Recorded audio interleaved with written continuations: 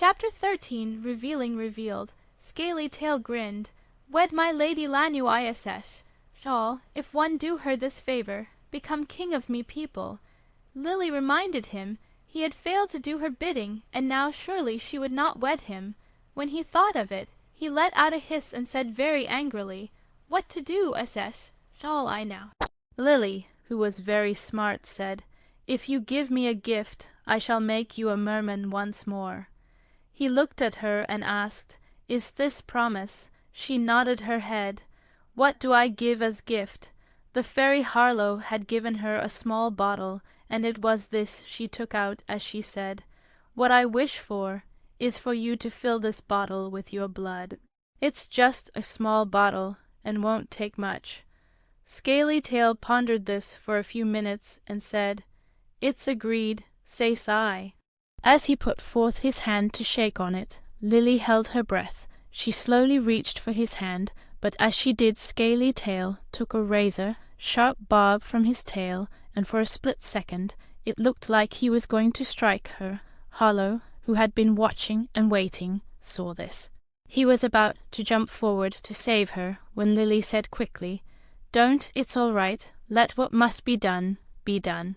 Scaly Tail said while holding her wrist, "Well," Asesh said, taking the barb and placing it in Lily's hand, point up. Placing his hand over hers made her make a fist. He took her hand and pulled it toward his scaly arm.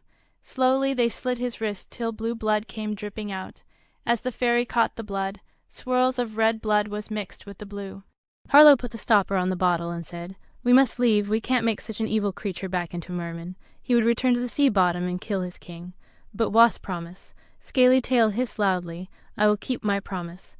Lily said, with a serious face she took her pendant of Seelen Va and said, "Man to fish and fish to man make this creature back to a merman." The water started to once more bubble and surrounded Scaly Tail and finally swallowed him up. Large bubbles began popping to the surface one by one as a handsome man appeared with a glistening tail. Scaly Tail in a regal voice mocked, "You fools, I shall return to finish a past rebellion." Just as he was swimming away, he slowly turned back into his former hideous self. He screamed out, "It was promise." Lily said, "Yes, I promised to return you to a merman, but I never told you how long you would remain one." Scaly Tail came rushing for her while saying, "Tricked I've been." Before he could reach her, the fairy snatched her up and flew her back to where everyone was. Lily ran to Killen, telling him to hold on. Harlow reminded her it was almost dawn. He took the blood from the bottle and placed the blood deep into the wound where the evil orb used to lay, then told Lily that all would be fine as the wound healed over with a new scar. A scar in the shape of a heart formed in its place. Seeing that we were beginning to wake from a good night's sleep, said his farewells to Lily and popped back onto his mushroom and disappeared. As we got up, we all went to Killen, hoping he could just walk the rest of the way. To our surprise, when he woke up, he said he had never felt healthier. Januka told us to stay quiet as he went out yet for another shunt. While he was gone, Killen found a muddy puddle. Beginning to drink, Lily stopped him with, "That water's filthy. It could make you sick." Killen picked up a hand full of the water with cupped hands. As it slowly dripped out, he told her to look at it. She went over and peered into the mud. It was moving. Killen explained, "These are members, fish the size of specks of dust. Whatever you think of while you are drinking it, the fish will taste like Thar." He showed us how to drink it, and we watched as he took a quick gulp. He warned that once in the belly they would move, making us feel a little sick. The taste would be worth it, at least that's what he said. I was the first to try as Lily was still squeamish. I put them in my mouth thinking of them looking like mud, and they became the taste of dirt. So quick as I could I thought of grandmother's ginger cookies, and they turned to that flavor. I swallowed quick before I had time to think of something else. "You must try this, Lily, it's great." Lily looked at the moving water, taking a few drops on the ends of her fingertips. Her first lick was a lick of pure delight. She must have thought of something good, for she started to drink it as though it was her favorite thing. I looked over to Killen. He was smiling at Lily with a proud fatherly glow, proud of how much Lily had changed. A day ago she would have not even tried it, but somehow she was different. It wasn't until years later I was told what had happened. When Januka came back from an unsuccessful hunt, we shared the fish with him. After he filled himself and we all were full, we must have had the same thought, that we must be moving on. Rising to leave the shelter of the cave in the tree, Januka asked, "Where are you going? We are here." We looked at one another. We were where?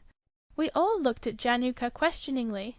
He said with a laugh, "The gate to the Ancient Ones." Lily looked around and asked, puzzled, "I didn't see a gate. Where is it?" Januka, while pointing his head down near the edge of the deep hole in the stone floor, replied, "Pick up a stone and throw it into the hole." Lily picked up a rock and dropped it straight down in the hole. We all listened, but there was no sound of the rock hitting the bottom.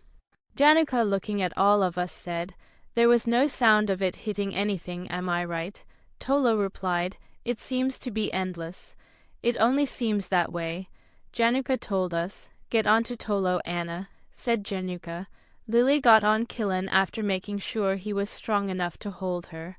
After telling us to follow him, he quickly jumped into the hole before any of us could do anything.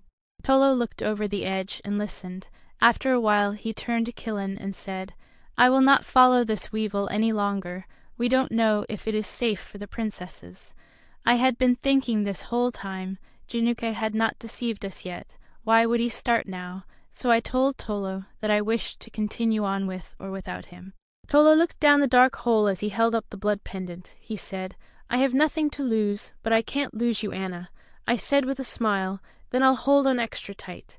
He then backed up and leaped into the endless hole. Lily said, "Killen, I don't want to follow.